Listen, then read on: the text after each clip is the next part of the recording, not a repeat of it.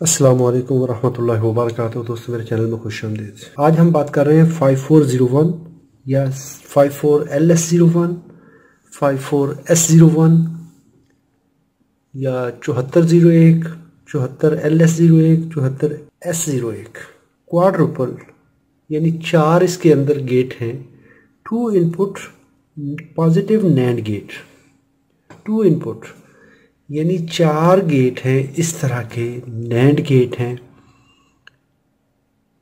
NAND gate करता क्या है कि जब इसकी कोई एक इनपुट या सारी इनपुट हाई हो जाए तो आउटपुट लो होती है। एंड गेट के अपोजिट काम करता है। जैसे हम बात करते हैं एंड गेट की, एंड गेट में अगर कोई इनपुट लो हो जाए या सारी इनपुट लो हो जाए तो आउटपुट लो रहती है। यहाँ पे उसके अपोजिट है। एक ही कंडीशन ऐसी है कि जहाँ पर हमें आउटपुट लो मिलती है, दोनों इनपुट हाई हो जाएं या जितनी भी इनपुट है, दो इनपुट वाला है, चार इनपुट वाला, जितनी वाला नैंड गेट की जब सारी इनपुट हाई होंगी तो आउटपुट लो मिलेगी। अगर कोई इनपुट लो हो जाए या सारी इनपुट लो हो जाए तो आउटपुट हाई मिलेगी। इससे पिछली वीडियो में हमने देखा था 5400 को या 7400 को। वो आईसी भी इससे मिलती जुलती है, लेकिन उसमें फ़र्क क्या है? एक तो पिन आउट का फ़र्क है। यहाँ पर देखें तो पिन नंबर 2 पे 1A है, पिन 3 पे 1B है और पिन 1 पे 1Y है। यानी 1 जो यहाँ पे लिखा हुआ है 1A 1B 1Y, तो ये गेट नंबर 1 है इसका। इसके अंदर जो नैंड गेट है उसका चैनल नंबर 1 है। इसके बाद 2A 2B 2Y ये दूसरा गेट है। तो इसकी 5-6 इनपुट है और 4 नंबर आउटपुट है। यहाँ पर देखें तो 3A 3B और 3Y 8-9 input 10 output, 11-12 input 13 output.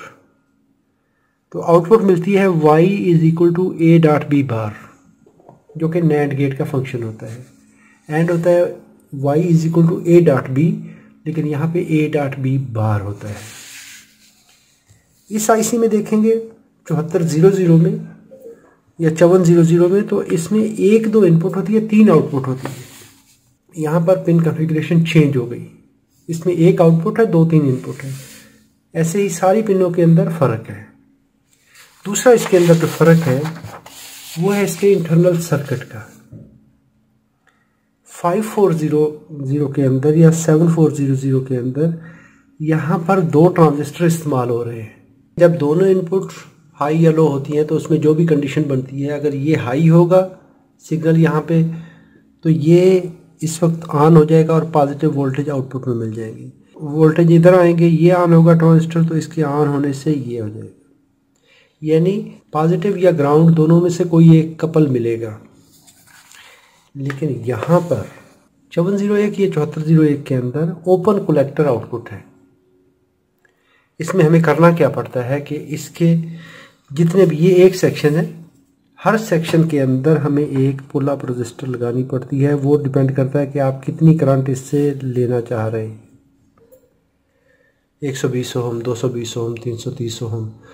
तो ऐसा करने से ये प्रॉपरली वर्क करेगा। यहाँ पर देखिए उसी तरह मैं इसके गेट नंबर 1 को कनेक्ट कर लेता हूँ। तो गेट नंबर 1 की आउटपुट है पिन नंबर 1 से। दूसरी 2 इनपुट्स हैं, 2 और 3 इनपुट हैं। लेकिन यहाँ पे हमें करना क्या पड़ेगा कि एक पुल अप रजिस्टर लगानी पड़ेगी। 330 ओम की लगा रहा हूँ, 1 नंबर पिन और पॉजिटिव के दरमियान। आउटपुट और इनपुट को मॉनिटर करने के लिए यहाँ पर देखें तो ये एक आउटपुट टर्मिनल है, इसके आगे एक रजिस्टर लगी है। रजिस्टर लगाई है मैंने एलईडी के एनोड पे, पॉजिटिव टर्मिनल पे। कैथोड को हमने ग्राउंड कर दिया। तो ये अभी जो भी पॉजिटिव सिग्नल आएगा ये इसको एलईडी डिस्प्ले करेगी। ऐसा ही इनपुट के लिए 330 ओम रजिस्टर एलईडी के एनोड पे, कैथोड को ग्राउंड कर दिया। दूसरा भी सेट इसी तरह ही है। यहाँ पर ये इनपुट है, भी दोनों इनपुट लो हैं तो आउटपुट हाई है। कोई एक हाई कर दे तो आउटपुट हाई मिलेगी, बिल्कुल इस ट्रुथ टेबल की तरह। दूसरी हाई कर दें 0 1, आउटपुट हाई। जब दोनों इनपुट हाई हो जाती हैं तो आउटपुट लो हो जाती है। ये हमने पहला गेट चेक कर लिया, 2 3 और 1, ये इंडिपेंडेंट होते हैं। इसी तरह आप इस गेट को भी चेक कर सकते हैं। पिन नंबर 4 को आउटपुट के लिए, 5 6 को इनपुट के लिए, लेकिन पिन नंबर 4 पे हम पुल अप रजिस्टर लगाएंगे, तब ये जाके काम करेगा। दोनों इनपुट हाई, आउटपुट लो, एक भी लो या दूसरी लो, आउटपुट हाई, दोनों लो, आउटपुट हाई। ऐसा ही आप इसको 10 नंबर पिन से आउटपुट लेते हुए पुल अप रजिस्टर कनेक्ट करते हुए ये वाली, साथ में 8 9 पे इनपुट देंगे तो आउटपुट मिल जाएगी।